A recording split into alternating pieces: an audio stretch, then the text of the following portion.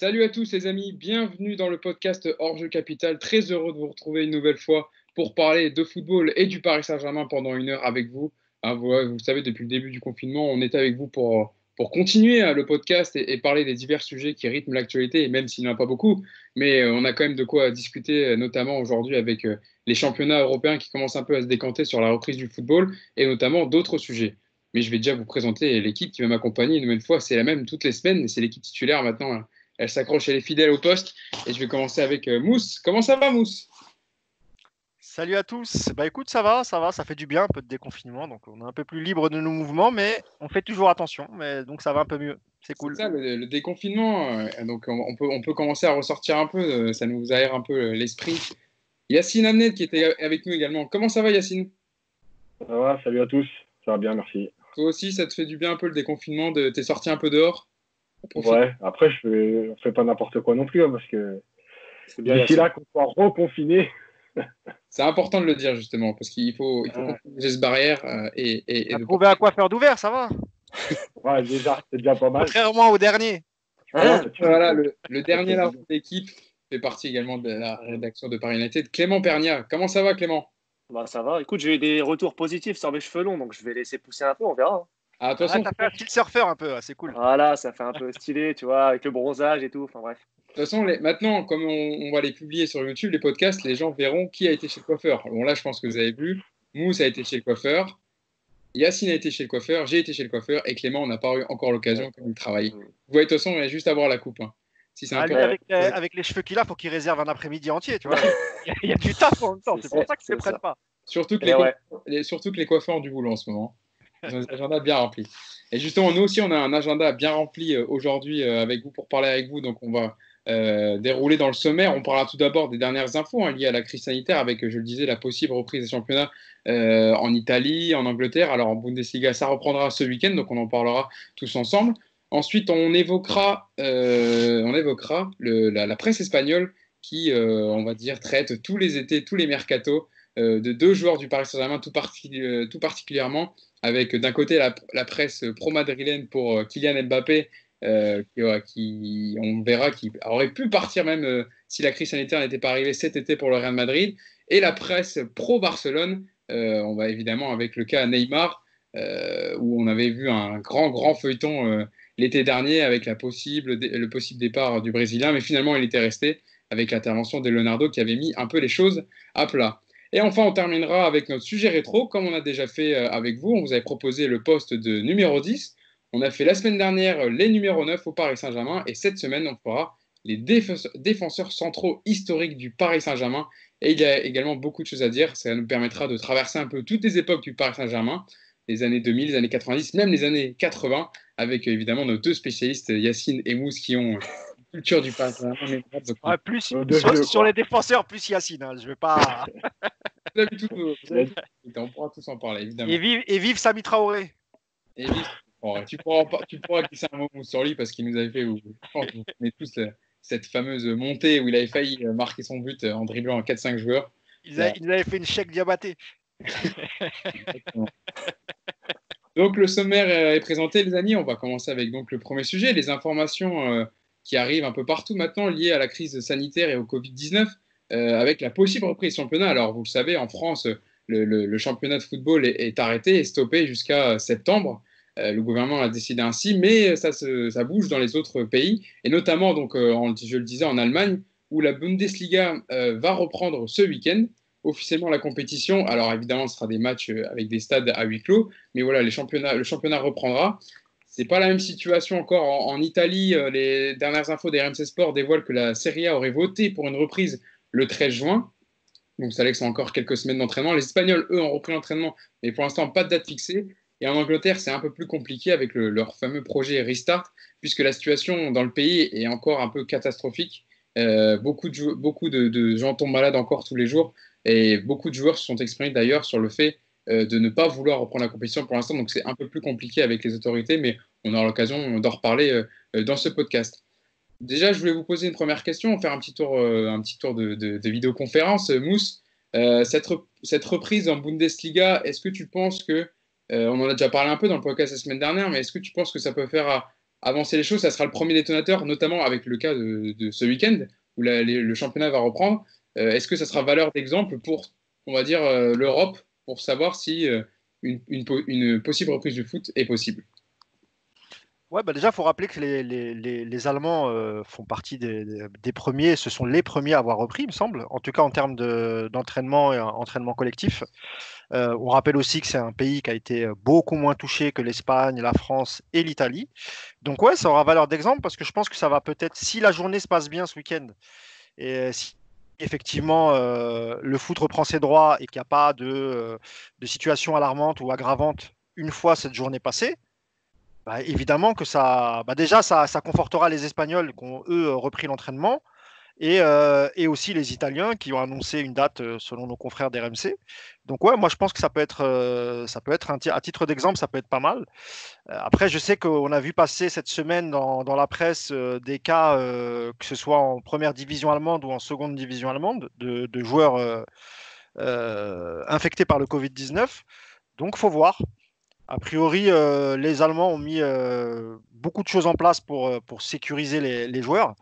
Donc, on va déjà voir comment ça se passe. Et puis, ça va faire du bien de voir des matchs. En plus, je crois qu'il y a quelques affiches en Bundesliga ce week-end. Donc, Ouais. Il y a notamment le derby de la Ruhr, Schalke 04 Dortmund, donc ça sera un match assez intéressant quand même, malgré les huis clos.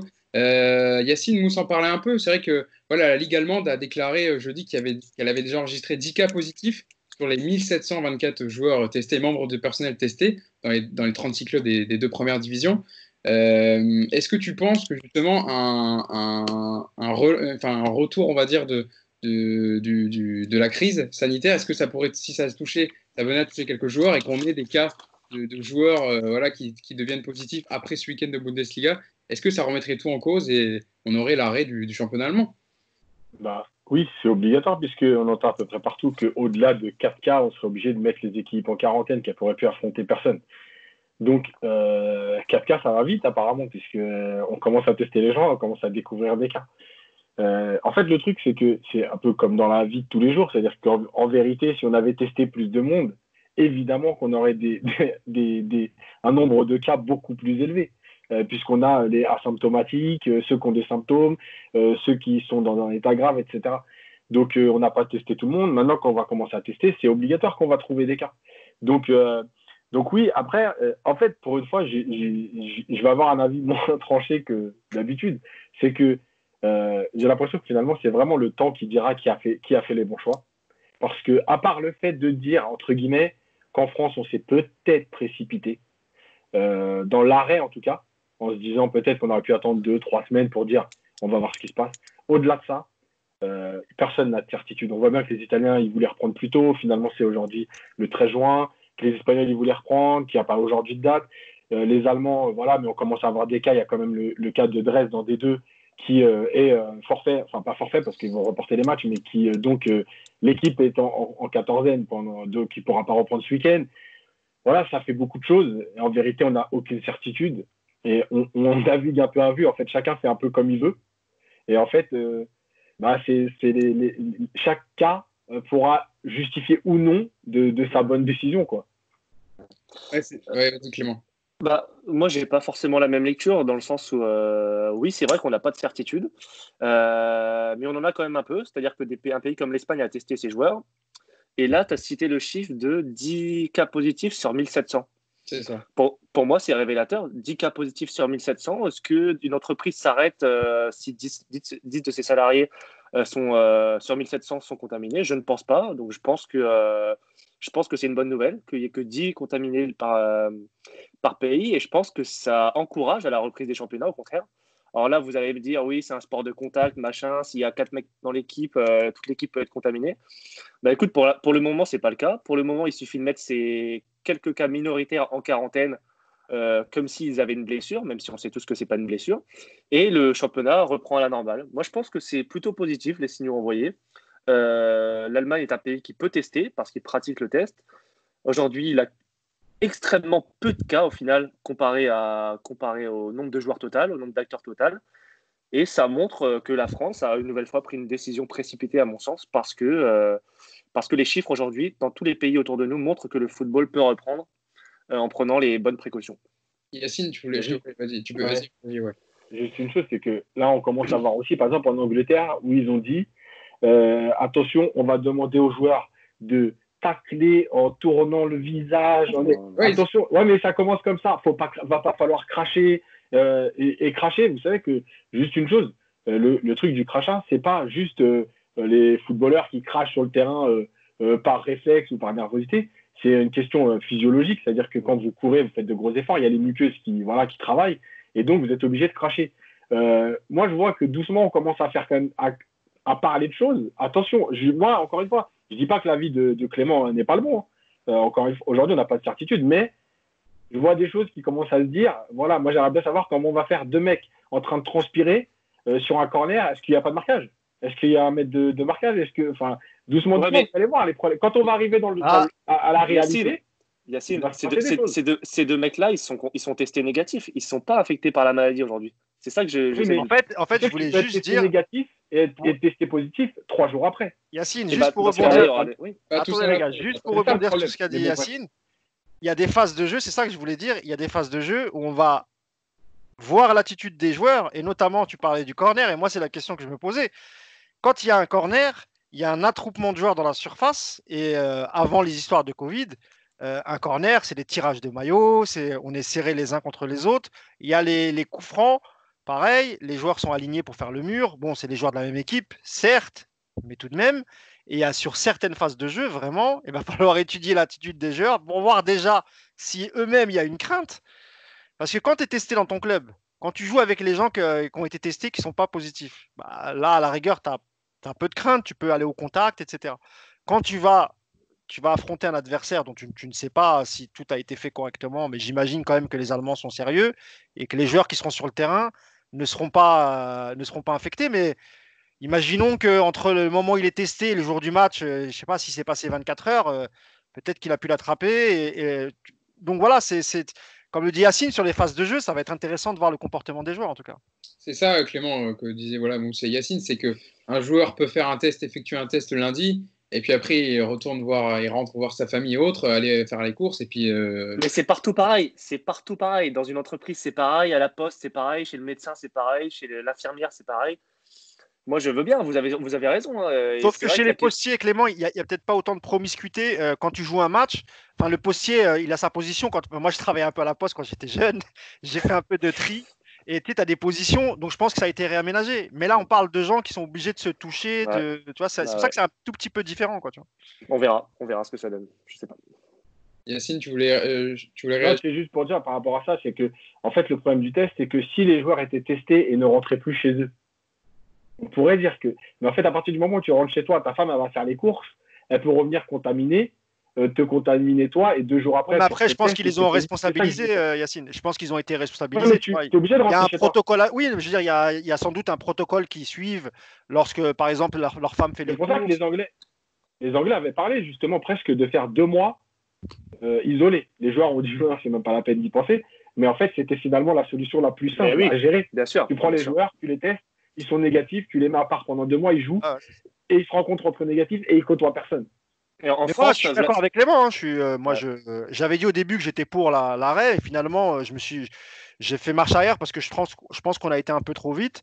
Et quand tu vois que les autres pays mettent un certain nombre de choses en place pour pouvoir reprendre, je me dis que nous aussi, on aurait pu reprendre. Voilà, si les Italiens, qui ont vraiment été le peuple en Europe le plus touché, réussissent à reprendre, franchement, ça voudra dire que notre gouvernement, il a voulu prendre aucun risque, a préféré dire on arrête, on ne prend pas de risque, plutôt que d'essayer et de voir si ça peut marcher ou pas. En tout cas, ce week-end sera révélateur et servira d'exemple pour les autres championnats européens. Tu parlais de Serie A, Mousse, et il y a un sujet dont on voulait parler dans ce podcast qui a agité ces derniers jours la presse française, et la presse surtout italienne. C'est le cas d'Adrien Rabiot qui a été accusé par le journal La Stampa de sécher l'entraînement, tout simplement, de ne pas être rentré à temps à Turin pour la reprise des entraînements fixés, et de vouloir, en gros, alors d'après le journal La Stampa, qui disait que Adrien Rabiot avait opposé sa volonté de reprendre avec la Juventus à cause de la baisse des salaires, qui n'était pas d'accord avec ça, et surtout sa mère, qui est son agente et conseillère, qui lui aurait dit de ne pas retourner à la Juve pour manifester son mécontentement. Alors, il y a eu la version a été démentie, puis il y a Adrien Rabiot surtout qui a posté une photo sur Instagram pour dire, voilà, en gros, pour se moquer un peu de la presse française en disant que il n'avait pas séché l'entraînement tout simplement, et sa date de reprise était fixée à demain, et donc qui rentrait à Turin en Italie à partir de demain.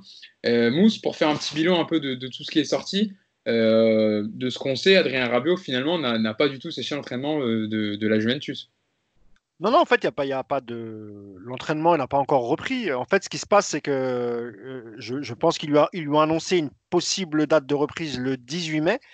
Donc, il était au courant. Comme le protocole des gens qui viennent de l'extérieur, le protocole est le suivant. Tu dois rentrer, quand tu rentres en Italie, tu te mets en quatorzaine. Donc, tu rentres chez toi et tu n'en sors plus pendant 14 jours.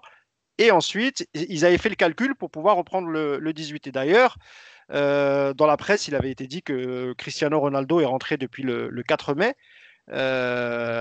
avec un jet privé. Donc lui a respecté. Après, alors peut-être qu'Adrien Rabiot, il se fait chier un peu à Turin et il a voulu rentrer le plus tard possible. Ce qu'on peut lui reprocher, c'est ça en fait. C'est que là, ça va décaler la reprise de l'entraînement collectif. Ouais, donc effectivement, il aurait peut-être dû le faire. Mais ce qui est grave en fait, c'est le... Parce que je pense que ça, moi, j'y croyais pas trop sur la grève pour la baisse de salaire. Honnêtement, moi, je suis pas un grand fan d'Adrien Rabiot, de son comportement, etc., de ce qu'il a pu faire, même si je trouve que parfois on a été un peu trop dur avec lui. Parce que par contre, j'adore le joueur. Ça, c'est un joueur que j'aime beaucoup. Mais de là à s'isoler et à montrer peu de solidarité envers son club, moi, j'y croyais pas trop. Donc, moi, je trouve ça un peu grave que la Stampa ait sorti ça sans aucune vérification. Alors peut-être qu'après on apprendra que c'est vrai, mais moi j'ai l'impression, parce que je pense que sa mère a contacté les journalistes de l'équipe pour faire un démenti. Donc l'article est sorti ce matin, ils avaient pas mal de détails. Donc a priori, je pense que voilà, la seule faute qu'on puisse lui mettre sur le dos, on va dire, c'est peut-être de ne pas être rentré au plus tard le 4 mai pour pouvoir reprendre le 18. Et ouais, encore une fois, il fait tout pour faire parler de lui. Vous avez raison, hein, je veux dire, il n'est pas. Je pense que ce qui a été sorti, c'est en grande partie faux. Vu que c'est Rabiot, ça a pris des proportions évidemment démesurées, on connaît. Mais encore une fois, il arrive en retard pour sa quarantaine et il reprendra l'entraînement en retard. Et c'est con, hein, c'est peut-être rien de grave, mais il se met dans une posture inconfortable, tout seul encore, tout seul, alors qu'il pourrait.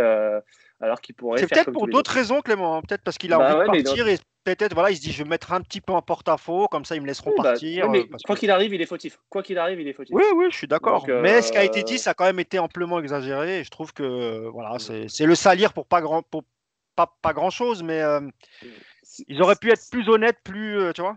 Si même en Italie, il se met la presse à dos, c'est qu'il est très fort quand même. Parce que, putain. Yacine, est-ce que tu penses qu'il paye un peu, Rabiot paye sa réputation au PSG et qu'on en fasse un peu des gros titres à chaque fois qu'il y a un litige, on va dire, avec son club? Moi, je vais aller un peu à l'inverse. C'est-à-dire que si la Stampa a sorti ça, je pense qu'il y a quelques infos qui ne doivent pas être fausses. Après, que tout soit faux, je ne sais pas, mais il doit quand même y avoir des infos vraies là-dedans. Après, c'est dommage quand même parce qu'il restait sur un super match en Ligue des Champions à Lyon, où il avait montré encore une fois qu'il était indispensable à la Juve. C'est du second degré, j'espère. Ah bah évidemment. Mais évidemment. Il a dit tellement sérieusement que j'ai dit non, il déconne quoi. Le jeu théâtral de Yacine là. Évidemment que encore une fois, voilà, c'est déprimant quoi. Franchement, moi, il y a des gens qui comprendront jamais. Alors, je suis pas dans la démagogie, mais juste qui comprendront jamais la chance qu'ils ont de faire ce qu'ils font. Alors, tu as le droit d'avoir des états d'âme. Attention, c'est pas parce que tu gagnes 3 millions d'euros par mois que t'as pas d'état d'âme, que t'as pas de problème dans ta vie. Hein. C'est faux. Mais je pense qu'à un moment donné, quand même, il y a un juste milieu à trouver.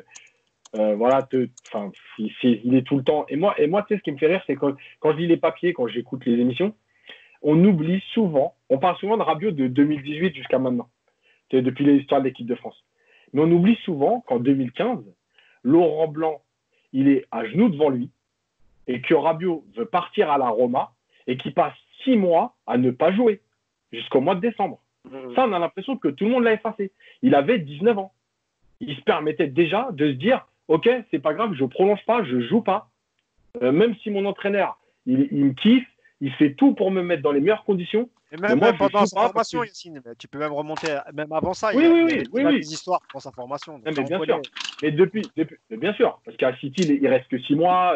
Bon, si on peut refaire son parcours, on le connaît, mais on oublie cette partie-là comme si il n'y a que depuis 2 ans, en gros.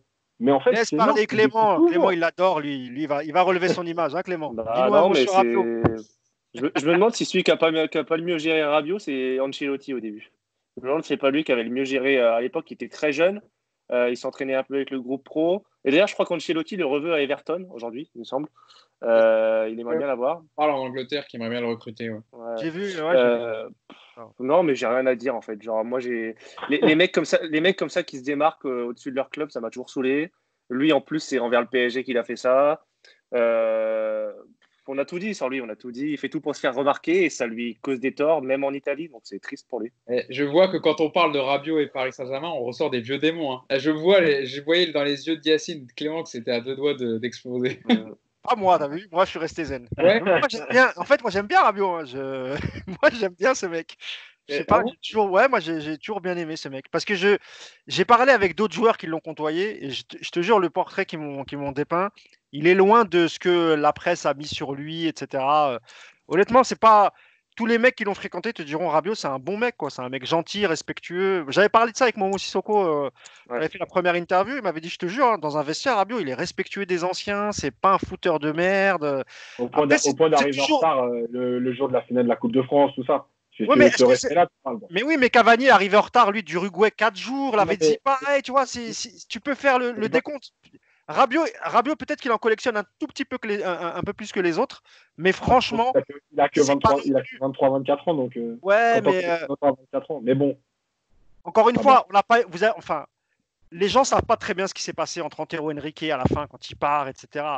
Antero Henrique, encore une fois, hein, c'est quelqu'un de gentil et de bien, mais quand il veut se débarrasser de quelqu'un, il est sans pitié. Il a réussi à faire pleurer Lucas. Quand il a voulu s'en débarrasser de Lucas, il l'a fait pleurer. Lucas, il venait en pleurant à l'entraînement, quoi, tu vois. Il est dur, Antero. Et ce qu'il a fait vivre à Rabiot, Rabiot, il a du caractère. On l'a vu en équipe de France. Alors, je dis pas que c'est bien ce qu'il a fait. Hein. Mais voilà, il est comme ça. Il a son caractère. Il a un passé douloureux. Il n'a pas eu une enfance facile. Donc, je vais le défendre un tout petit peu. Mais voilà, le Rabiot, c'est un personnage qui est un peu plus complexe que ce qu'on veut bien nous vendre. Et je m'arrête là. Je savais qu'en donnant cette info, il y aurait un peu débat dans le podcast. C'est exactement ce que je voulais. Vous avez vois comment il serre les mâchoires? Il n'est pas d'accord. Non, moi je dis plus rien. C'est bon. Il fuit le regard, Yacine. Regarde, il regarde pas l'écran parce que sinon il va partir. Bon, on peut refermer le chapitre. Cavani tout à l'heure si tu veux, Clément, pour te redonner le souhait. On referme le chapitre Adrien Rabiot. Et voilà, on a fait le point sur les dernières infos liées à la crise sanitaire. On va parler maintenant d'un dossier qu'on voulait évoquer quand même dans ce podcast sur le traitement de la presse espagnole avec les différentes rumeurs de transfert liées à 2 joueurs du Paris Saint-Germain, donc à Neymar et à Kylian Mbappé. Alors les 2 cas sont bien différents. Voilà, on a vu par exemple, pour parler de Neymar, sur la presse pro-Barça qui sont Sport et Mundo Deportivo, notamment le Mundo Deportivo qui titrait, qui en faisait sa une. Hein. Évidemment, comme il n'y a pas beaucoup d'actu, comme il n'y a pas de match, on relance déjà, même si le mercato n'a pas ouvert ses portes, on relance les infos transferts en disant que, comme un peu l'été dernier, on l'a vécu, que Neymar ne se plaisait pas au PSG, qu'il serait prêt à aller en guerre avec le club pour partir, que Neymar serait prêt à faire d'énormes sacrifices financiers pour rejoindre Barcelone. Alors, pour faire un peu le point pour ceux qui nous écoutent, Mousse, qu'est-ce qu'il en est vraiment de la situation de Neymar contractuellement et avec le Paris Saint-Germain? Ou alors, d'ailleurs, il a déclaré, notamment cette saison et par l'intermédiaire de plusieurs joueurs, on a vu notamment Ander Herrera hier ou avant-hier, qui a dit qu'il se sentait bien au PSG et qu'il aimerait bien gagner la Ligue des Champions avec le Paris Saint-Germain. Cette année, elle est un peu différente pour Neymar parce qu'il a eu quelques petites blessures, quelques pépins physiques, mais ça n'a pas été des grosses blessures comme il a pu avoir les 2 premières saisons qui l'ont privé, qui l'ont éloigné des terrains pendant 3-4 mois, voire 5 mois. Donc cette année, il a participé à la Ligue des Champions. Bon, malheureusement, il a eu 3 matchs de suspension, ce qui l'a fait démarrer par la phase retour. Des phases de groupe, sinon on aurait pu en profiter dès les premiers matchs, même si on n'a pas eu de soucis parce qu'on a détruit le Real Madrid sans Neymar avec un match plein. Donc, mais pour moi, il n'y a pas de départ cet été, clairement, ça c'est sûr et certain. La priorité du PSG, évidemment, c'est plutôt de prolonger Mbappé, mais ils veulent aussi prolonger Neymar, évidemment aussi. Tu ne laisses pas partir un grand joueur. Par contre, si Barcelone était si Barcelone envisageait de revenir cet été en proposant le prix et si Neymar était d'accord pour retourner à Barcelone, franchement, je pense que Paris aurait accepté. Mais encore une fois, financièrement parlant, le Barça n'a plus les moyens de faire Neymar. Mais vraiment, donc que ce soit cet été ou l'été prochain, je vois pas comment ils vont faire parce que ils ont foiré pas mal de deals. Quand je dis foiré, c'est-à-dire qu'ils ont pris des joueurs sur lesquels ils se sont clairement trompés et ils ont payé des grosses sommes. Je ne vais pas tous les refaire, mais bon, ne serait-ce que Griezmann, alors c'est pas un mauvais choix sportif, parce que c'est un très bon joueur, Griezmann, mais Sa Majesté Léo Messi refuse de jouer avec lui. Donc ils ont mis 110 millions pour quel résultat en fait? Voilà. Donc pour Neymar, moi je pense que c'est compromis. Je ne vois pas quand est-ce qu'il pourrait retourner à Barcelone. Et surtout si vraiment Barcelone veut faire Lautaro Martinez, l'attaquant argentin de l'Inter, l'Inter en veut 110 millions. Parce que si l'Inter vend Lautaro Martinez plus Icardi, ça fait quand même une sacrée enveloppe pour recruter derrière. Et puis eux, ils veulent recruter un autre milieu de terrain, ils veulent recruter le petit Tonali. Il y a la Juve qui est sur les rangs. Donc voilà, tout ça, ça va être un jeu de chaises musicales, sauf pour Barcelone, parce qu'encore une fois, ils n'ont pas les moyens. Mais moi, ce que j'aimerais bien avoir, c'est l'avis de Clément en tant que journaliste qui a travaillé dans des rédactions. C'est sur la façon justement de sortir ce type de fake news, parce que ils se basent sur rien quand ils sortent ça. C'est ça qui est affolant, quoi. On parle Mundo Deportivo, hein. Tu parles. Ouais, sur Barcelone, et après on évoquera le cas de Madrid pour. C'est ça. On parle déjà de Neymar et de la presse barcelonaise. Je peux pas forcément me substituer à eux parce que je suis pas comme eux. Leur logique, on sait que c'est très partisan en Espagne. Donc, en fait, ils font du clientélisme un peu, je pense. C'est-à-dire que qui lit le Mundo ou qui lit Sports, c'est en grande partie les supporters du Barça. Et quand aujourd'hui tu es rédacteur ou chef de rédaction dans un média comme ça, peut-être que tu te dis qu'est-ce que mes lecteurs veulent lire, qu'est-ce qu'ils veulent entendre. Et eux, ils veulent entendre quoi? Ils veulent entendre que Neymar revienne. Donc forcément, tu grattes, et peut-être qu'à base d'une petite information qui de base n'est pas grand-chose, d'une rumeur, d'un bruit, ils embellissent, ils en font beaucoup, ils en font gros pour justement satisfaire leurs lecteurs. Après, ça, c'est ma lecture. Après, pour revenir au cas de Neymar, déjà, on a Herrera ou Paredes, je ne sais plus récemment, qui ont affirmé que Neymar se sentait bien. C'est peut-être de la com, mais ça a été dit. Et d'autre part, je pense que Neymar, il n'a pas envie de revivre l'été dernier, ce qui s'est passé. Je pense que ça a été, malgré tout, c'est un mec assez émotif, et ça a été douloureux de voir tout ce qu'il a vécu après le départ avorté à Barcelone. Il a quand même été sifflé 5 mois, alors qu'il a mis des buts incroyables, qu'il a porté l'équipe, donc c'est pas facile pour lui. Je pense qu'il quelque part, à un moment donné, il va vouloir se poser, il va vouloir se stabiliser.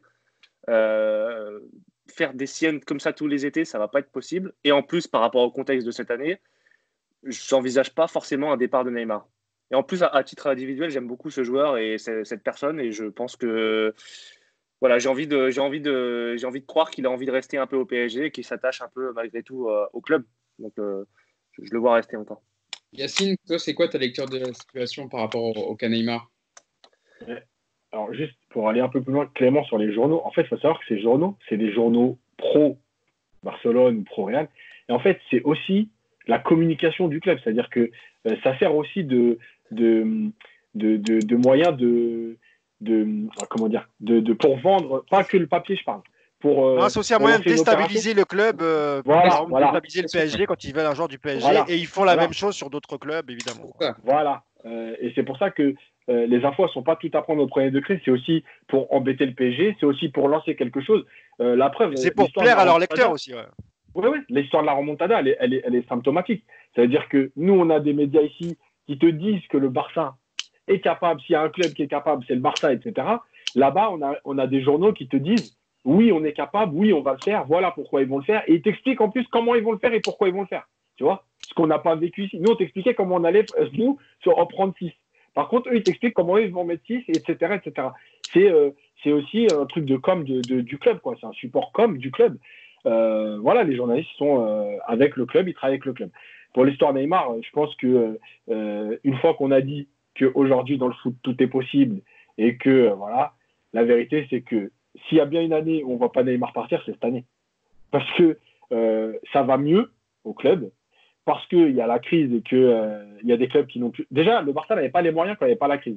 faut le savoir. Hein. C'est-à-dire qu'ils n'avaient déjà pas les moyens quand il n'y avait pas la crise. Mais aujourd'hui, avec la crise, là, aujourd'hui, il y a un papier qui est sorti, j'ai vu tout à l'heure, où on parle carrément d'un gros deal entre la Juve et le Barça en termes d'échange de joueurs. C'est-à-dire qu'ils vont s'échanger 2, 3, 4 joueurs chacun. Je crois qu'il parlait pour échanger Pjanic, c'était Desilio et Arthur ou un autre joueur. Voilà. Pardon, voilà. Ouais. Donc voilà, là, on n'est même plus dans de l'argent. À partir du moment où il n'y a pas d'argent à mettre, mais Neymar, le cas, il est réglé. C'est-à-dire que Paris ne fera pas d'échange, c'est de l'argent ou rien du tout. Et je pense que cette année, ce sera l'année où il partira le moins. Et puis, il y a une autre raison, c'est qu'ils ont 2 ans de contrat, lui et Mbappé. Donc, en fait, là, tu es pile poil entre deux. C'est-à-dire que tu peux encore les garder 1 an en travaillant sur une prolongation ou tu le vends. Tu ne peux pas le vendre cette année, de toute façon, puisque ça ne te rapportera rien. Donc, l'histoire, elle est réglée. Mousse, pour rebondir un peu. Juste un petit mot pour compléter, c'est juste pour dire que le... Je peux apporter dans ta réflexion en même temps, c'est vrai que l'affaire Neymar, c'est aussi un sujet lié aux futures élections, aux prochaines élections, parce que c'est un sujet de campagne pour les prochains, enfin les présidents qui vont se présenter face à Barcelone. Ouais. Ça vient aussi dans la discussion, et c'est pour ça aussi notamment que des fuites viennent des clubs pour pousser les journalistes, on va dire, à déstabiliser d'autres clubs et des joueurs en sortant des informations qui sont relayées par le club.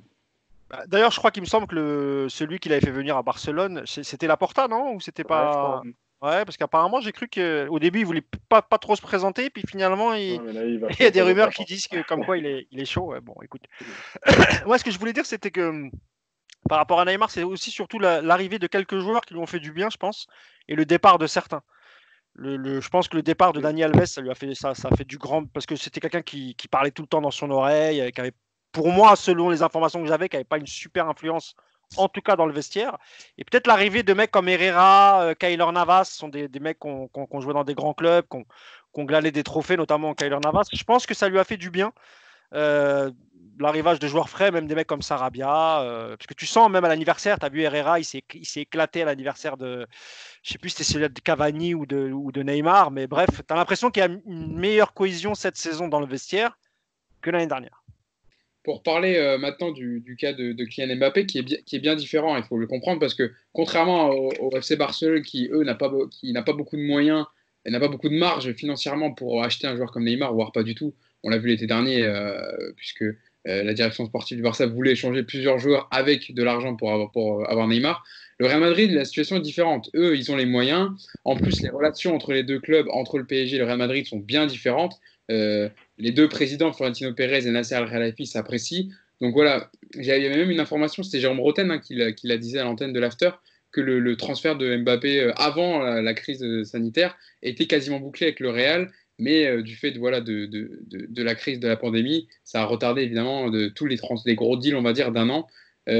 Yacine, la lecture de l'info justement sur Kylian Mbappé, qui du coup resterait au PSG et possiblement, alors le PSG apparemment essaierait même de le prolonger.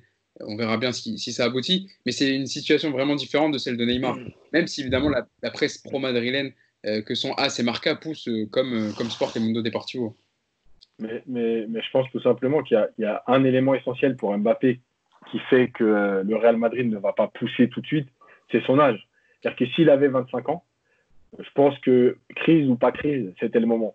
Là, il a 21 ou 21, je crois, un truc comme ça, 21. Bon, voilà, 1 an de plus à Paris, il aura 22 ans. C'est pas le moment de mettre 250 millions sur un joueur. Donc oui, ils vont attendre 1 an. S'il n'y avait pas eu la crise, comme tu as dit, en fait, les relations auraient fait que le deal ne serait pas fait dans n'importe quelle condition en fait, de conflit. C'est-à-dire que le Real n'aurait pas tout exposé pour... voilà. Mais malgré tout, je pense que voilà, on le sait tous depuis le début que pour Mbappé, le PSG, c'est un tremplin et que la destination finale, c'est le Real Madrid. C'est-à-dire que c'est Monaco, Paris, Madrid.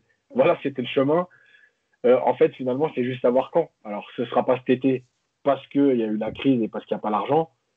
Voilà, c'est tout. Après, je pense que l'histoire de la prolongation, elle est plus pour négocier un prix plus élevé que s'il lui reste qu'1 an de contrat. C'est tout. Clément. Pour Mbappé, faut jamais oublier que normalement, il devait jamais venir au PSG. Hein. C'est-à-dire qu'il était d'accord avec le Real et que c'était fait. Monaco était d'accord. Monaco était d'accord avec le Real, lui aussi était d'accord. C'est différent, Clément. Non. C'est différent. C'est pas du tout la même chose. Non, Monaco était d'accord avec le Real sans prévenir Mbappé. Et c'est pour ça qu'Mbappé a choisi de venir à Paris aussi. Oui, mais tu connais les velléités et l'affection que porte Mbappé pour le Real. Il a toujours voulu, c'est toujours un club qui a voulu. Là-dessus, je suis d'accord, Clément, bien sûr. Et le PSG, au final, a réussi à faire basculer. Voilà, en fait son destin, pour lui, dans sa tête, a toujours été du côté de Madrid. Donc, en plus, il communique pas. C'est un mec qui communique pas, Mbappé. Il n'a jamais communiqué ou alors très peu sur son attachement au PSG. C'est un mec d'Île-de-France, mais quand tu vois, par exemple, comparé à Kimpembe, qui lui est formé au club, qui lui communique beaucoup son amour pour le club et tout, lui, on sait qu'il est attaché. Mbappé, même aux yeux des supporters, on a du mal à sentir une attache au club. Il n'est pas ancré PSG. Et du coup, ça choquerait pas qu'il parte au Real. Ça choquerait même pas du côté du PSG. Donc voilà, il n'y a rien de choquant. Contrairement à Neymar du côté du Barça, moi, ça me dérangerait moins. Tu vois. De toute façon, J'ai l'impression que tout le monde le sait. C'est comme si c'était acté. Bon, il est de passage. Non, mais après, juste pour finir sur Mbappé, pour ajouter un truc, sur l'histoire avec le Real en 2017, Mbappé, il n'était pas bête. Il savait très bien que c'était dangereux de passer de Monaco au Real Madrid à son âge. Déjà, première chose, il faut vous souvenir que cette saison-là, il y a eu l'explosion des petits jeunes de la formation du Real, les Asensio et tout ça. Et je me rappelle d'une déclaration de Ramos, tout simplement, et je pense qu'il l'a lu, Mbappé. Il a dit, mais pourquoi on mettrait autant d'argent sur un joueur alors que nous, on a les Asensio, on a les Rodriguez, on a tout ça, tu vois. Donc, je pense que, quelque part, c'était normal pour lui qu'il vienne au PSG pour parfaire un peu sa formation, ou la terminer en tout cas. Et ensuite, parce qu'il savait très bien aussi qu'il ne prenait pas de risque en signant au PSG. Tu gagnes des titres, tu participes à la Ligue des Champions tous les ans. Donc voilà. Et la deuxième chose que je voulais dire sur le Real, où c'est vraiment différent de Barcelone, c'est contrairement à Barcelone qui essaye de se débarrasser d'un tas de joueurs qu'ils ont achetés cher et qui n'arrivent pas, et finalement ils sont d'un niveau très moyen, le Madrid, eux, ils peuvent vendre des joueurs et des joueurs de qualité. Et c'est complètement différent. Ils ont quand même quelques joueurs, quand tu vois leur banc, c'est pas tout à fait la même chose. Donc c'est là que je vois aussi une petite différence. Parce que si, imaginons qu'Mbappé prolonge, donc là évidemment ce ne sera pas le même prix. Tu vois. Et pour ça, il faut vraiment une grosse enveloppe. C'est-à-dire que peut-être tu vas mettre 300 millions sur un seul joueur.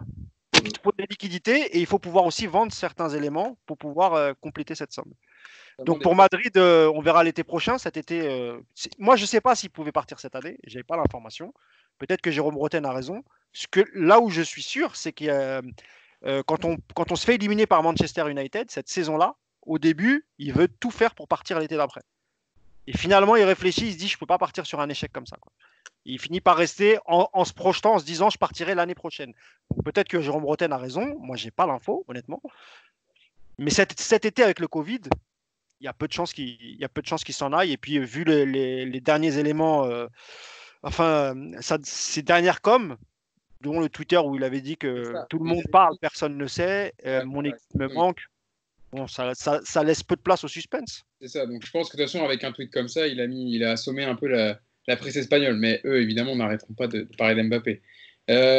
Bon, on a fait le tour. Je pense qu'on peut passer à notre sujet rétro. Notre sujet rétro que vous attendez tant, je le sais, chaque semaine, on va se pencher. On a déjà fait donc les numéros 10, les numéros 9. Et cette semaine, on s'intéresse aux défenseurs centraux historiques du Paris Saint-Germain. Alors, comme chaque semaine, on a fait un sondage sur Twitter avec le compte Twitter de Paris United.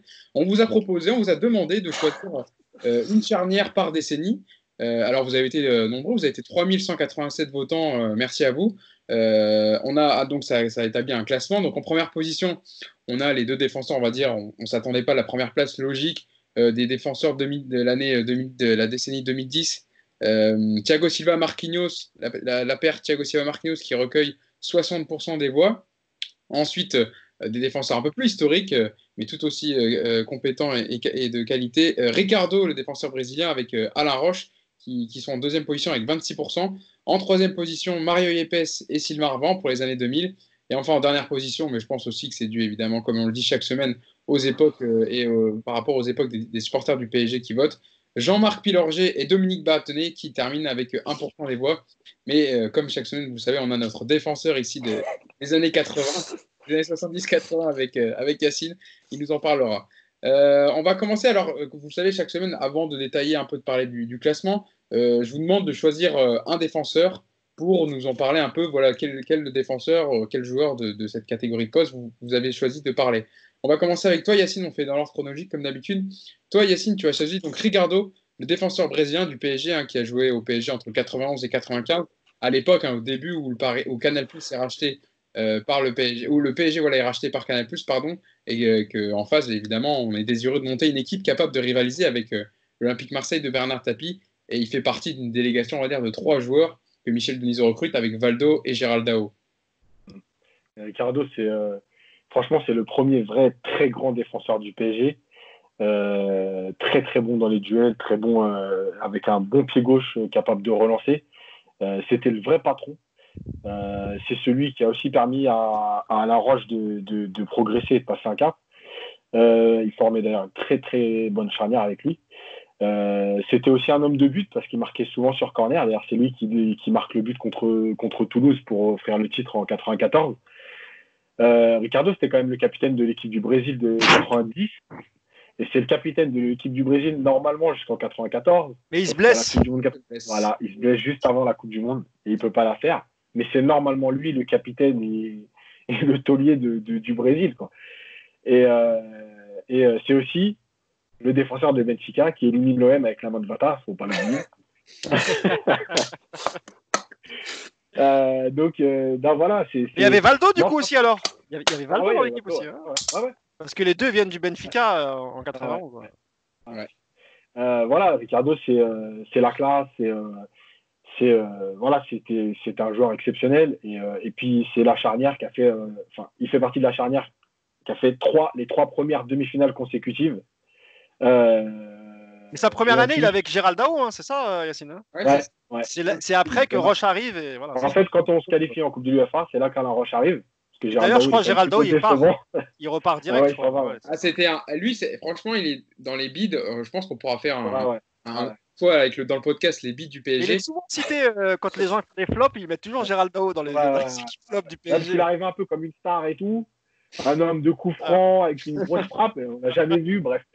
Et en fait, il fait quand même partie donc, de l'équipe qui fait les 3 demi-finales, Juve, Arsenal et Milan. Ouais. Voilà, donc Ricardo. Puis, grand. Ricardo, c'est celui aussi qui marque le but du titre de champion en 14 contre Toulouse. Voilà, il a rien que pour ça. Contre le Real aussi, la deuxième année, quand Paris fait un partout. C'est lui qui égalise et qui qualifie le PSG aussi. Voilà. On le compare souvent à Thiago Silva de par leur époque respective. Et je pense que. C'est agressif, Ricardo. Ouais, et en fait, je pense que ce qu'avait Ricardo et ce qu'a pas Thiago Silva, c'est le leadership. Yacine l'a très bien dit. Il tenait sa défense, il tenait la boutique. Un méchant en plus, voilà. Oui, c'est ce que je disais quand je dis qu'il était beaucoup plus agressif que lui. Mais Ricardo, il était craint, Ricardo, très craint. Très, très dur.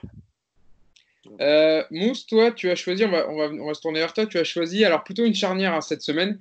Tu n'avais pas ciblé un défenseur en particulier, mais je voulais plus parler de la charnière qu'on a choisi dans le sondage, de la charnière des années 2000, Mario Yepes et Sylvain Armand. Alors voilà, Mario Yepes, lui, qui a été au PSG entre 2004 et 2008, et Sylvain Armand, qui a été au PSG de 2014 à 2013, voilà, qui a passé quand même du temps. 2004. 2004, pardon, j'ai dit quoi 2014, 2013. Oui. C'était retour vers le futur, là. Excusez, 2004, 2013, ça aurait été un peu dur. 2004-2013, voilà, je te laisse nous parler de la charnière et puis on en parlera un peu plus largement ensuite. En fait, juste avant de démarrer, c'est pas vraiment une charnière parce qu'en fait, dans la décennie 2000-2010, il n'y a pas eu de super défenseurs centraux. Voilà, c'est pas la charnière. Et comme en fait, ils arrivent la même année, en 2004, en provenance de Nantes. Ils avaient fait le bonheur des Canaries, donc ils arrivent la même année. Et c'est vrai qu'à ce moment-là, Sylvain Armand, il est plutôt polyvalent. Il a parfois joué au milieu. Ça lui arrivait, c'était très rare, mais il a déjà joué. Mais son poste de prédilection, c'était latéral gauche. Mais il a beaucoup dépanné au centre et plus vers la fin de sa carrière aussi. Donc, je crois qu'il fait une année Armand il est titulaire, je crois, avec Cambouaré, qui le met titulaire au centre avec Zoumana Camara, il me semble. Donc, il faudra vérifier, mais je crois que c'est ça, c'est la saison 2010-2011, il me semble, avant l'arrivée des Qataris. Mario Yepes, moi j'ai adoré ce joueur. Déjà parce qu'il est colombien, donc moi il est avec Sako puisqu'il y a les 2 gauchers. Ouais, c'est avec Sako. C'est avec Sako qu'il est associé. C'est la première fois qu'on mettait 2 gauchers dans l'axe. Ouais. Tu parles de quoi? Zoumana Camara avec Sako ou Armand avec Sako? Non, Armand Sako. Ouais, Armand Sako. Ok, ça marche. Et c'était Siaka Tiéné à gauche, en arrière gauche. Ouais, voilà. Parce qu'il me semblait qu'il avait joué aussi au centre cette année-là. On vérifiera, mais je veux bien te faire confiance. C'est à partir de la saison-là où il a plutôt basculé au poste de défenseur central. Voilà ce que vous voulez. Quand tu prends de l'âge, j'étais latéral. Et voilà, en général, tu finis au centre parce que ça demande moins d'efforts. Tu peux moins faire de montée et de percer, ouais, c'est sûr. Il n'y a que Maxwell qu'on n'a jamais vu au milieu en défense centrale, je crois. Ouais. Lui, Il avait le coffre. Ouais. Mais Yepes, voilà, très bon joueur. D'abord, très bon joueur de tête.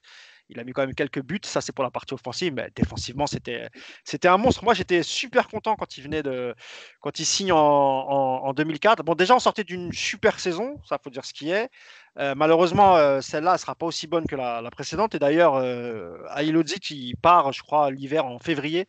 Février 2005, il me semble, en tout cas, juste après la période de Mercato. Il part. Non, très, très grand défenseur. Il n'y a qu'à voir la longévité de sa carrière à Mario Yepes. Voilà, ça raconte le défenseur que c'est, parce que même quand il quitte le PSG, il a déjà un certain âge, tu vois. Et ben, regardez la suite de sa carrière, c'est quand même c'est impressionnant. Il fait Milan, il fait un autre club en Italie, il fait le Chievo, je crois, c'est ça Vérone. Chievo, là c'est Milan, il a fait l'Atalanta Bergame aussi. Il a été très longtemps capitaine de la Colombie aussi, sur la fin. Ouais, bien sûr. Bien sûr. Bah, il fait un club en Colombie, il fait Cali, il me semble. Ensuite, il joue à River avant d'arriver à. Parce qu'il me semble que quand il arrive à Nantes, je crois qu'il vient de River. Faudra vérifier. Non, mais très grand défenseur. En France, c'est le club dans lequel il a le plus joué. Il a fait 4 ans Yepes. Donc, moi, il me laisse un très bon souvenir. Malheureusement, dans une décennie où on n'a pas brillé par les titres et notamment de champion, on n'en remporte aucun. Mais bon, on a il fait partie de la victoire Coupe de France 2006 contre Marseille. Et il me semble qu'il gagne une Coupe de la Ligue aussi en 2008. Bon, très bon caractère, très bon joueur. Franchement, Yepes, pour moi, dans l'histoire des défenseurs centraux, il a marqué son époque. Moi, j'ai d'autres défenseurs, mais voilà. Clément, je te lance par ses valeurs combatives et surtout ses tacles. À l'époque, c'est surtout ça qu'on retenait de Mario. J'ai oublié de parler de ses fameux tacles, mais oui. C'est ce que je voulais dire. Très très bon. Il ramenait la jambe comme ça, il ramenait le ballon en même temps. Vas-y, je voulais parler de ses tacles. Moi, j'ai 2 grands souvenirs de Yepes. Déjà, c'est que mon premier but au Parc des Princes que j'ai vu, c'est Yepes qui l'a mis. C'était contre Bordeaux en 16e de Coupe de France et il égalise à la fin. Donc, ça m'a marqué personnellement. Et deuxième grand souvenir, je pense que vous vous en souvenez, c'est quand Djibril Cissé lui casse la jambe au Stade Vélodrome. Donc, c'est l'année en fait où, je ne sais pas si vous vous souvenez, Paris prend en tarif au niveau de la commission de discipline. À chaque carton rouge, on prend 8-10 matchs et tout. Et on se déplace au Vélodrome en octobre ou décembre, ou novembre, je ne sais plus. Et là, Djibril Cissé lui casse la jambe. Donc, rupture des croisés, il sort sur civière. Et Cissé ne prend qu'un carton jaune. Et il ne prend qu'un carton jaune. Et peut-être parce que c'est Cissé, j'en sais rien, ou parce que c'est Marseille à l'époque, il ne prend aucun match. C'est l'époque où le PSG est complètement dévasté. Mais le Karma s'est occupé de lui à Liverpool. Donc, voilà. Finalement, et moi, ça m'avait marqué parce que j'avais trouvé ça. C'est méchant ce que je dis. C'est pas gentil. En plus, il veut reprendre du service, il veut marquer ses bien pour. Ça reste un Marseillais, je ne vais pas non plus. Je souhaiterais le mal à personne, ni à lui, ni à personne. Donc, c'est vrai, c'est important ce que tu dis. C'est important ce que tu dis, Mousse, parce que même si on souhaite de mal à personne, dès qu'on parle de Cissé, on parle toujours de ses blessures, etc. Mais on oublie souvent qu'il a cassé la jambe de Yepes et ça a été un grand tournant dans la carrière du Colombien. Donc, faut aussi le souligner. Et pour ce qui est de Sylvain Armand, pareil, 2 grands souvenirs. Sa doublette avec Roten sur l'aile gauche pendant des années. Ça a été la doublette Armand-Roten qui a marqué au moins 5-6 ans. Et vous en avez parlé un peu, la charnière avec Sakho. C'était un peu le retour en 2010-2011. C'était un peu le retour de la charnière qui marchait bien. On finit 4e cette année-là, on est bon, alors que les années précédentes, on avait pas mal souffert. Et cette charnière-là, de gaucher, au départ, on se posait des questions. On s'est dit pourquoi Camboire fait ça, etc. Et au final, c'est un peu l'insouciance de Sakho avec l'expérience de Armand. Ça a marché super bien. À droite, il y avait Seara et à gauche, Tiéné. Toi, tu dis 2009-2010 ou 2010-2011 2010-2011. Alors, je crois que c'est 2011-2012 où Camara, il est titulaire, je crois. Avant, c'est Sakho encore. C'est la saison d'après où Camara, il est titulaire avec... je me demande si c'est pas avec Armand, d'ailleurs. Non, c'est plus avec Sakho, mais voilà. Sakho, t'as raison, pardon. Oui, c'est Sakho. Oui, parce qu'après, lui, il devient doublure à gauche. Ouais, c'est ça. Yassine, tu as des souvenirs par rapport à cette charnière Mario Yepes et Sylvain Armand, cette charnière de la décennie 2020? Ouais, je vais pas être original, c'est que c'est quand même Bien, c'est la pire décennie du club. C'est la pire décennie du club, donc c'est compliqué de trouver des joueurs dans cette période. Mais Tu proposais je Rosenal, déteste. tu voulais pas. Hein? Je proposais Rosenal, tu voulais pas. Ouais, c'est bien ce que je dis, c'est compliqué de trouver des joueurs. Ah ouais, Sami Traoré, c'est ta merde, hein? Non, mais après, ça c'est des joueurs de caractère. C'est pas pareil, on va quand même faut être sérieux. Mais Ils ont aimé. euh, non, mais voilà, Yepes, moi aussi, c'est les tacles parce que en fait, ce qui m'a impressionné, c'est que franchement, il taclait jamais pour rien. Tu sais, t'as des joueurs qui se jettent un peu tout le temps et tout, et tu réussis un tac sur deux, un tac sur trois. Franchement, moi, je l'ai rarement vu passer au travers d'un tac, quoi. Et quand Hashtag il y allait, Verratti. ouais. Il y allait pas pour rien, quoi. C'est-à-dire qu'il prenait le ballon, mais valait mieux que le joueur il laisse le ballon parce que il était dur, hein, Yepes. Hein. Ouais. C'était méchant, c'était costaud dans les duels, c'était costaud. Voilà. Après, malheureusement pour lui, il n'est pas tombé dans la meilleure période du PSG. Voilà, mais pour moi, c'était un très très bon défenseur. Voilà, effectivement, je pense que c'est de loin le meilleur des années 2000, c'est clair. Et Mario Epes, qui était d'ailleurs, je l'ai revu tout à l'heure quand je me replongeais un peu dans ces saisons, qui en 2006 était le joueur le mieux payé du championnat de France, pour vous dire à quel point c'était quand même un sacré joueur même du championnat de France tout court, Mario Epes. Il était payé 287 000 euros mensuels, donc à l'époque, pour le Paris Saint-Germain, c'était quand même un énorme salaire. Et le meilleur joueur du championnat de France, le joueur le mieux payé du championnat de France, c'est dire quand même la valeur qu'il avait pour le. Ah, il touchait plus que Choupo-Moting, Rabiot quand il touche quitte deux le fois. PSG. C'est vrai que là, si tu compares un peu les salaires, ce qu'il touchait à l'époque, et puis tu vois les Je sais salaires. pas si vous avez entendu, mais il touchait plus que Rabiot en 2018 quand il quitte le PSG. Je crois que Rabiot était à 240 000 puisqu'il n'avait jamais renouvelé son contrat. Donc Et bah voilà. Comme quoi, il y a une justice dans le monde. Ah, c'est vrai C'est que ouf. Mario Epes, il est arrivé, il avait quand même un statut parce qu'il avait fait des belles années au FC Nantes, donc c'était aussi à juste titre.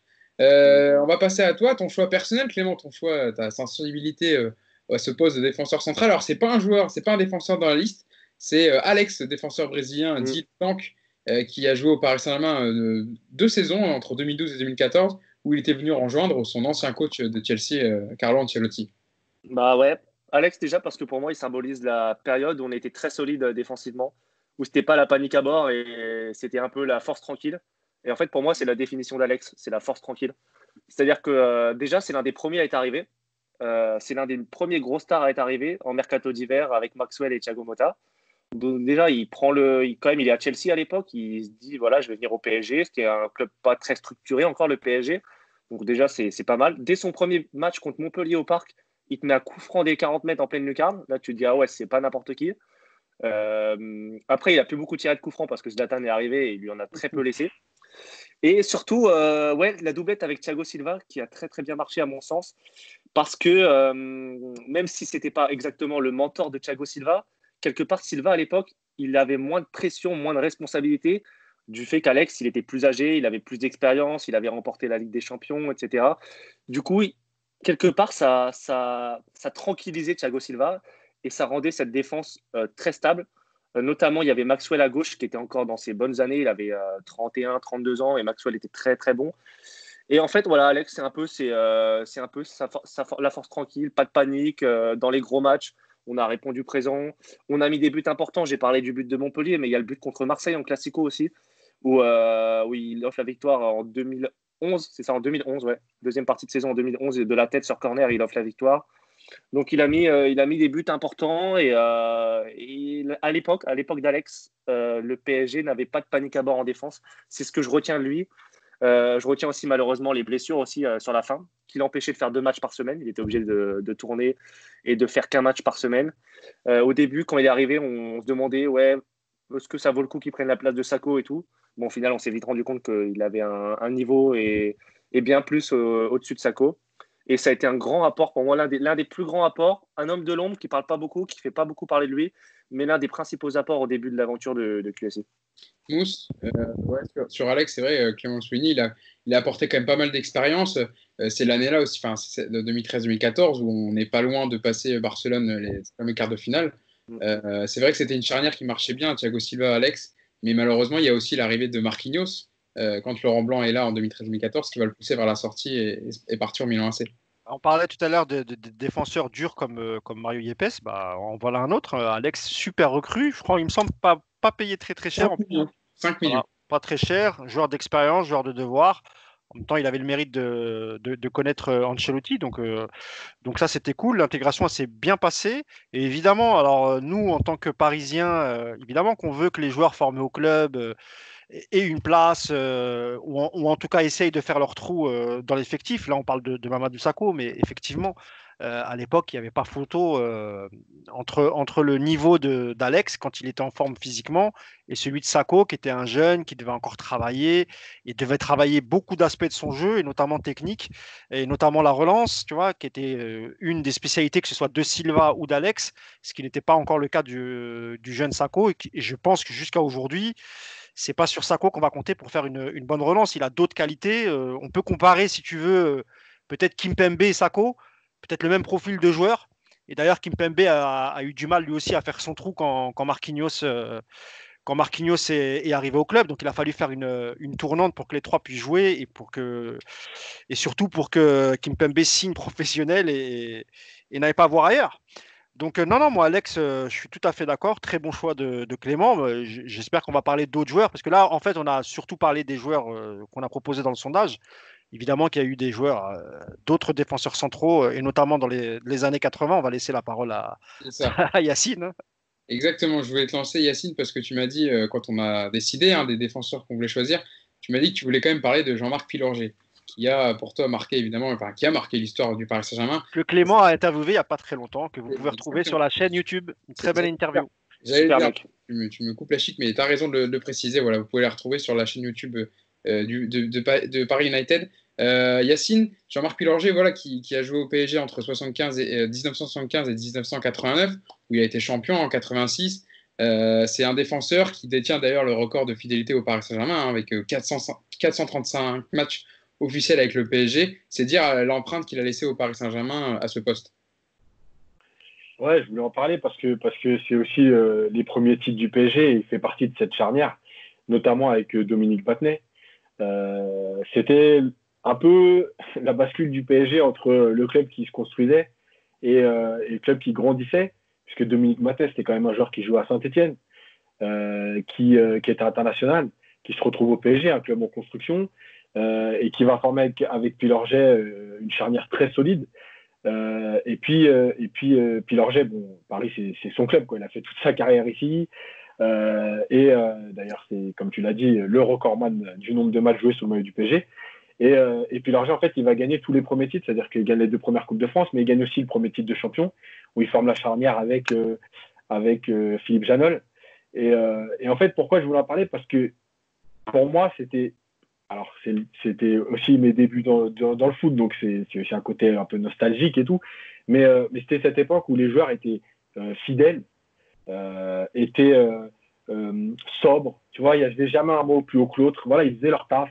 Ils étaient contents de ce qu'ils faisaient. Ils donnaient tout pour le club. Voilà. Lui, c'est vraiment... lui, Paris, c'est son club, encore une fois. Hein. Yacine, ils n'étaient pas aussi médiatisés qu'aujourd'hui. C'est une époque, c'était normal en fait. Non, mais c'est un tout. C'est un tout. Ouais, bien sûr, bien sûr. Cette nostalgie. Les matchs n'étaient pas retransmis comme aujourd'hui, il n'y avait pas les réseaux sociaux. Tu vois ce que je veux dire? Donc, c'est pour ça mais c'est pour ça aussi qu'on est attaché à d'autres choses, tu vois, de cette époque-là. Et puis Pilorget, c'est un peu tout ce symbole de ce PSG qui grandit et qui va aller quand même jusqu'à. Il passe 14 ans au PSG, ça, 75-89, je crois. Ouais, c'est ça. Exactement. Voilà, il s'en va juste un peu avant l'arrivée de Canal+. Et franchement, c'était en plus un bon joueur. Franchement, honnêtement, c'est un joueur qui aurait peut-être mérité d'avoir une chance en équipe de France. Après, à l'époque, il y avait du très lourd. Hein. Il y avait du Marius Trésor, il y avait du Dominique Battenet, il y avait du Maxime Bossis. C'était une époque où il y avait des sacrés joueurs. Voilà, c'est un joueur franchement qui a marqué en tout cas mon époque. Et auquel il faut rendre hommage. Il ne faut jamais oublier l'histoire du club, parce qu'encore une fois, l'histoire, elle n'est pas arrivée avec QSI, elle a existé déjà avant, quoi. Ouais. Sur Pilorget, nous, avec Mousse, on a eu la chance de le rencontrer là, il n'y a pas longtemps. C'est là-dessus, tu nous parlais justement de ta rencontre avec Pilorget. Déjà, c'est un mec super, je tiens à le dire quand même. C'est pas souvent dans le monde du foot. Si, ça arrive plus souvent qu'on ne le pense dans le monde du foot, au contraire, parce qu'on a une mauvaise image des footeux, alors que c'est souvent pas le cas. Lui, pour le coup, c'est vraiment un mec super. Tu as parlé de la finale, des finales remportées. Sans spoiler l'interview, il nous raconte un truc sympa, c'est que il met le tir au but vainqueur en fait en 82 contre Saint-Etienne. Ouais. Et à l'époque, donc il y a 5-5 à la séance de tir au but. Et l'entraîneur a désigné les 5 tireurs. Et là, les 5 ont tiré et il faut désigner d'autres tireurs. Et là, la Pilorget lève la main et l'entraîneur, qui est Perroche, je crois, fait comme s'il ne l'avait pas vu en fait. Il regarde et voilà, parce que Pilorget, c'est un défenseur, il n'est pas censé tirer le tir au but. Il se dit, il va Et le au foirer, final, quoi, tu vois. ouais, il va le foirer. Et au final, il prend le ballon et puis il marque. Et puis là, c'est la folie. Borelli, j'ai encore l'image de Borelli qui lui court après avec sa sacoche. Clément, c'est truc de dingue. l'anti-Silva, quoi. T'as vu? C'est Ouais. l'anti-Thiago Silva, quoi. Et deuxième Rival. anecdote moins rigolote, c'est son accident de voiture qui est pour le coup qui est très très grave. Il fait du coma. Il met 1 an et demi à s'en remettre. À l'époque, le président va le voir à l'hôpital, lui dit lui demande comment ça va, est-ce qu'il va pouvoir reprendre le foot, c'est compliqué. Et au final, après son accident, il a réussi à reprendre le foot. C'est un miracle. C'est absolument c'est un miraculé du foot. Si ça se passait aujourd'hui, on en ferait des tonnes et des tonnes. Mais à l'époque, c'est une histoire incroyable qu'il a. Et pour toutes ces raisons, plus le fait que c'est le joueur le plus capé de l'histoire, chapeau, Jean-Marc Pilorget. Juste pour compléter, c'est que parfois, vraiment, le club, on comprend pas quand ils invitent pas ce genre de joueurs. C'est le mec qui a le plus de matchs joués officiels au Paris Saint-Germain. Donc c'est quand même c'est un statut important pour moi. Enfin, selon moi, ça mérite le respect. Et c'est vrai, quand on lui posait des questions hors caméra, on avait discuté 15-20 minutes avec lui après l'interview, et tu sentais une petite amertume envers le club, parce que voilà, quand on lui a dit est-ce que tu retournes dans ton club, il dit non. Enfin, je crois que quand on lui a parlé, je crois que ça faisait plus de je sais pas combien d'années où il avait pas remis les pieds au parc. Et au moment où parfois tu fais des anniversaires, tu célèbres des gens, etc., on ne l'a jamais vu. Donc alors peut-être qu'effectivement Jean-Marc Pilorget, c'est pas peut-être sexy aux yeux des supporters d'aujourd'hui et tout, mais en vérité on s'en fout. C'est un joueur qui a compté dans l'histoire du club et il devrait être mis en lumière par le club un peu plus souvent. C'est quelqu'un qui a ses diplômes d'entraîneur, qui est au chômage. On aurait pu lui proposer, je sais pas moi, encadrer des jeunes. Tu vois, il fait partie de l'histoire du club, entraîné quoi. à Escane, hein, c'est ça, il me semble. Il a eu quelques clubs pro à entraîner. Et là, je crois que il nous a dit, ça faisait peut-être 18 mois ou 2 ans qu'il n'avait plus même de proposition. Et il nous disait, il a sorti une phrase qui est dans l'interview qui fait vraiment beaucoup de peine et qui dit, voilà, j'ai l'impression que le monde du foot m'a oublié. Donc, du coup, moi, je fais rien non plus pour essayer de retrouver un poste, quoi. Genre, il a été mis de côté et puis basta, quoi. Donc, mais c'est un mec génial, très gentil. Il y a un truc pour rebondir sur ce que tu dis, Mousse. C'est vrai que tu as raison qu'on l'oublie, les gens ont tendance à l'oublier. Le problème aussi, et on en a parlé souvent, toi et moi, c'est qu'on vit à l'époque des réseaux sociaux, que les gens ne le connaissent pas. Mais moi, j'ai envie de nuancer parce que quand je vais au Parc des Princes, j'y vais tous les week-ends. Bon, là, Covid, j'y vais plus, mais j'y vais tous les week-ends depuis des années. Et je peux te dire que les gens savent très bien, les gens au parc, la réalité du Parc des Princes et des réseaux sociaux est bien, bien différente. Ah, tu as raison là-dessus, on est d'accord. Ouais. Et les gens savent très bien qui est Pilorget. Quand on fait les interviews, les gens m'en parlent, me disent ah, c'est super, les anciens, on pense à eux, etc. Ils ont compté, etc. Et ça, il faut quand même ne pas oublier ces supporters de 40, 50, 60 ans qui vont au parc tous les week-ends. La preuve, tu vois, nous, on fait ce type d'interview aussi pour eux. Donc, moi, voilà. Et ils comptent encore. Ils comptent pas pour la génération réseau social, mais ils comptent encore pour la mémoire des vrais supporters historiques. Vas-y, Yacine, je laisse réagir un peu. Tu vois, c'est là où les clubs français, en général, on a un gros manque. C'est que l'histoire, elle n'existe pas, en fait. Et dans beaucoup de clubs, on ne retrouve pas d'anciens. Tu vois, la différence de l'Allemagne. Les Allemands, c'est les rois de ça. Les Allemands, dans tous les clubs, on trouve un poste. Alors, des fois, on a l'impression que c'est un peu des postes mythos. C'est des postes. C'est des faux postes. Ouais, mais malgré tout, c'est symbolique. Ouais, mais c'est symbolique et c'est hyper important dans l'histoire. Quand tu as quand même le joueur qui a porté le plus de fois le maillot de ton club au niveau professionnel, c'est pas rien. Tu vois, c'est pas. Je dirais même, alors évidemment, c'est encore pire parce que c'est un défenseur, mais c'est peut-être même plus important que celui qui a marqué le plus de buts parce que c'est celui qui a porté le plus de fois le maillot en match. Et ça, c'est quelque chose de très spécial. Et en plus de ça, c'est quelqu'un qui jouait dans une période où il y avait moins de matchs. Donc ça veut dire que pour jouer autant de matchs, il est resté longtemps dans son club. Voilà, c'est une figure. Non, c'est presque. Voilà. Par exemple, Leonardo est resté 1 an au PSG Et il a été nommé 2 fois directeur sportif. Après, lui a les compétences pour le faire. Hein. C'est pas de la démagogie que je fais. Hein. Parce que Leonardo a des vraies compétences. Et en plus, quand il vient au PSG, il me semble qu'il avait déjà été directeur à l'Inter ou je sais plus quel club. Il avait eu un passé d'entraîneur au Milan et de dirigeant à l'Inter. Donc il avait déjà une petite expérience. Bon, ça c'était juste pour mettre de côté, pour faire la comparaison. Mais c'est vrai que par exemple, là tu parlais des gros clubs. Pour moi, le symbole de ça, c'est le Bayern Munich. À tous les étages, tu as du Salihamidzic, tu as du Rummenigge, tu avais du Beckenbauer, tu vois. Il y a peu de clubs en France où tu vois ça. Il y en a pas.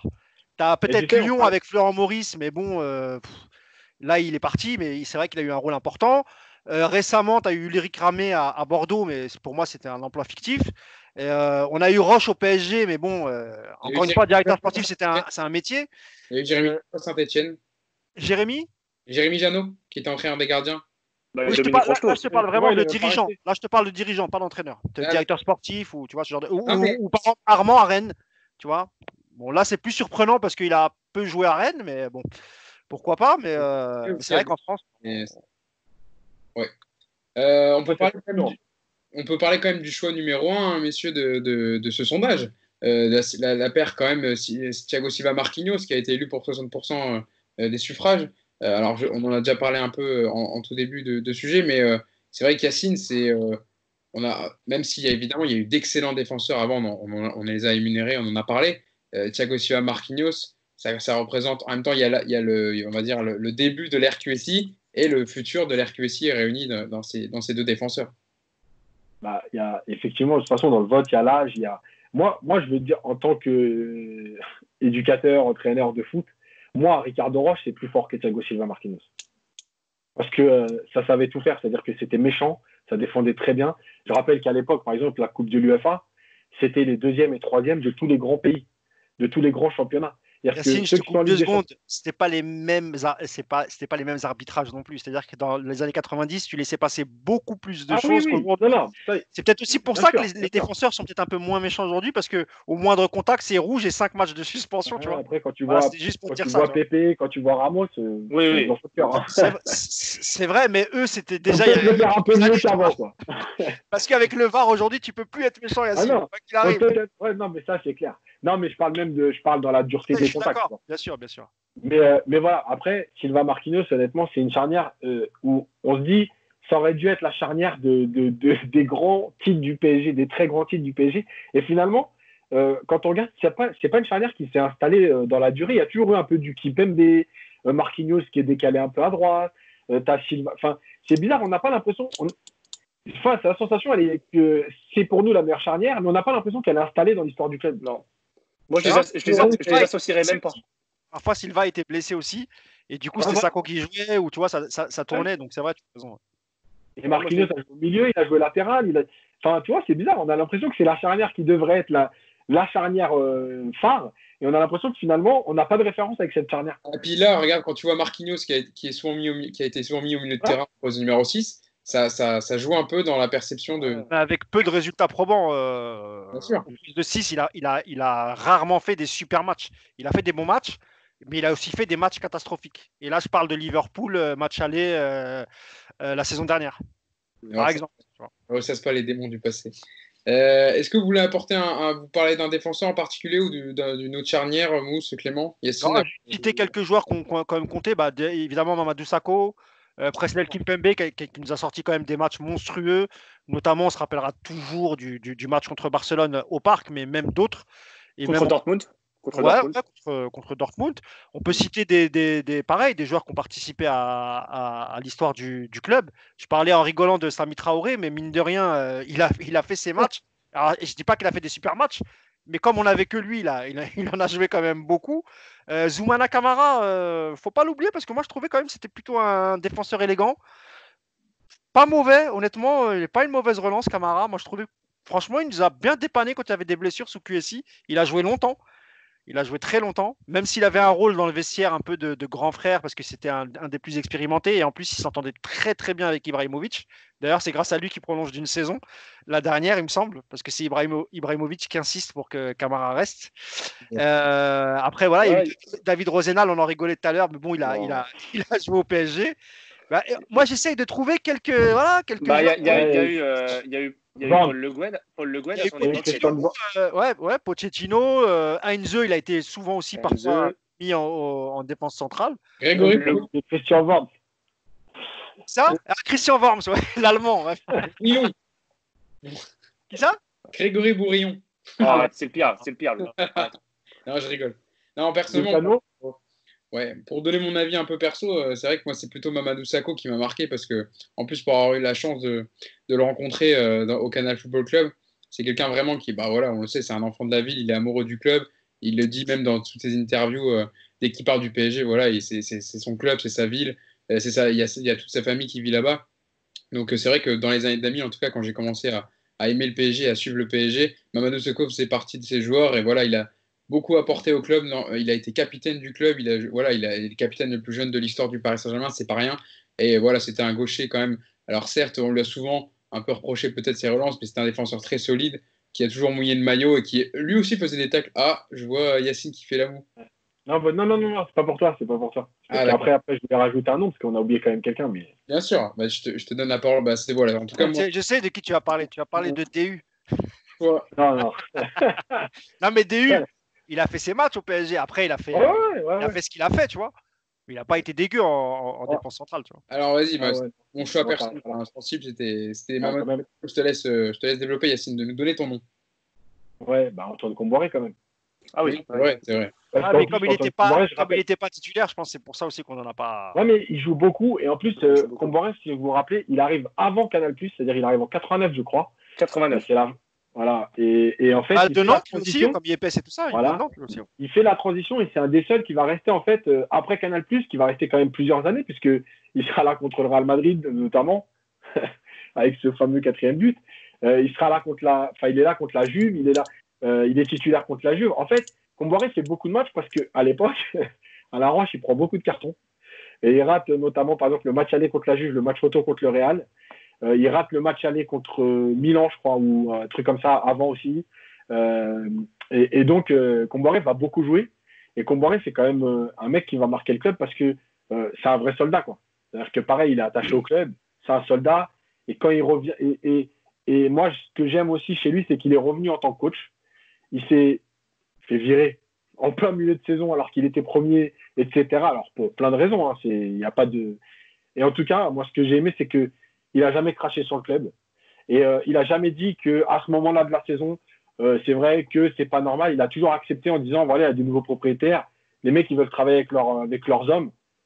Il a toujours dit de toute façon que ça lui avait plus apporté que voilà, des services, que ça l'a aidé dans sa carrière. Donc c'était positif. Et même si on peut toujours dire, parce qu'aujourd'hui c'est le mot à la mode, c'est de la com, c'est pas que de la com. Et moi, c'est vraiment. Non, pas comme Boiré, il n'a jamais été comme ça. Voilà, c'est un mec plutôt franc et direct. Donc s'il avait quelque chose à dire, il l'aurait dit. Après, tu vois, ils ne l'ont pas laissé en galère parce que quand il part du poste d'entraîneur en janvier, quand Ancelotti arrive, il le case au Qatar, dans un club qatari, pour pas qu'il soit, lésé, en gros. Au lieu de lui filer un gros paquet de thunes, bon, ils lui ont trouvé un petit poste. Il n'était pas loin d'être champion. Et je rappelle quand même que Comboiré, il y en a qui parlent beaucoup du but contre le Real Madrid, mais il y a un but à Anderlecht, le tour d'avant, qui qualifie le PSG. Qui est assez exceptionnel aussi sur un corner au premier poteau, il dévie juste la balle, elle arrive dans la lucarne au deuxième. Paris perdait 1-0 et est éliminé. Donc le parcours, il est aussi pour beaucoup dans ce premier gros parcours du PSG.